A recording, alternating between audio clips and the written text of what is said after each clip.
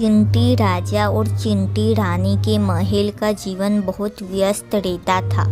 सारी चींटियां भारी सामान उठाकर इधर उधर आती जाती रहती थी। उनमें से कुछ चींटियां तो देर रात तक काम करती थी, लेकिन राजकुमारी एनी को काम करना बिल्कुल पसंद नहीं था।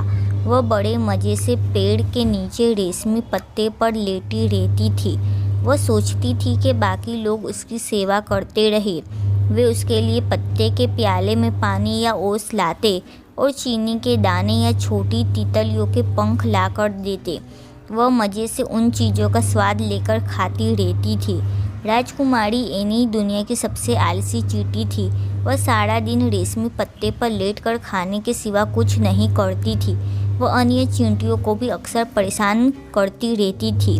एक दिन चींटी रानी की माँ ने अपनी बेटी से कहा, तुम अपनी मूर्ख लड़की के लिए कुछ करती क्यों नहीं? लेकिन चींटी रानी राजकुमारी एनी को हर तरह से समझाते समझाते हार चुकी थी। ऐसे में चींटी रानी की माँ ने सारा मामला अपने हाथों में ले लिया। एक दिन उन्होंने एनी से कहा, चलो एनी, हम लोग घूमने जा रहे हैं। एनी ने सोचा कि पिकनिक के दौरान लंच खाने का मौका मिलेगा। नानी के साथ जाने वाले लोग सारा सामान उठा लेंगे और वह बहुत मज़ा करेगी। लेकिन अगली सुबह जब एनी पिकनिक पर जाने लगी तो उसने देखा कि नानी अकेली थी। उनके साथ कोई नौकर आदि नहीं था। नानी के पास कोई टोकरी भी नहीं थी जिसमें लंच का सामान होता। यह देखकर एनी बहुत उदास हो गई। तभी नानी ने कहा, लो इसे पकड़ो एनी। उन्होंने एनी को अपना छाता दे दिया। अब एनी परेशान हो गई। उसने कभी इतना भारी सामान नहीं उठाया था, लेकिन वह नानी को मना कैसे करती। फिर उसने सोचा कि अभी कोई नौकर आ जाएगा तो वो उसे छाता पकड़ा देगी।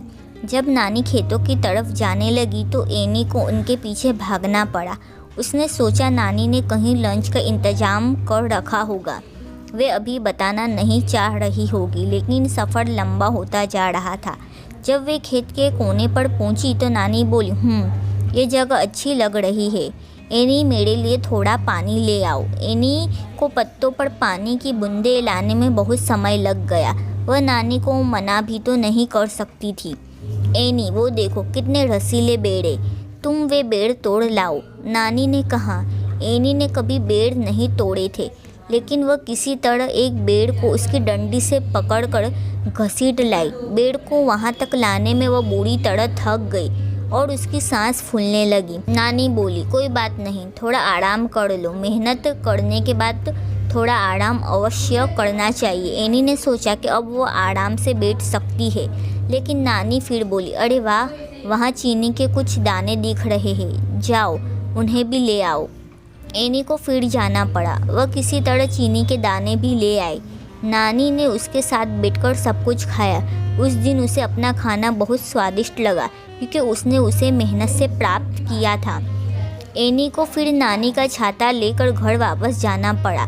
थकान के कारण उसकी हालत खराब हो गई थी। रात में उसे यह सपना आया कि वह नानी के सारे काम कर रही है। अगली सुबह सबने देखा कि राजकुमारी एनी अपने साथियों के साथ महल के लिए भोजन लेने जा रही थी। अब वह हर काम स्वयं करती थी और दूसरों से अपनी सेवा नहीं कराती थी। धीरे धीरे उसका आलसीपन समाप्त हो गया।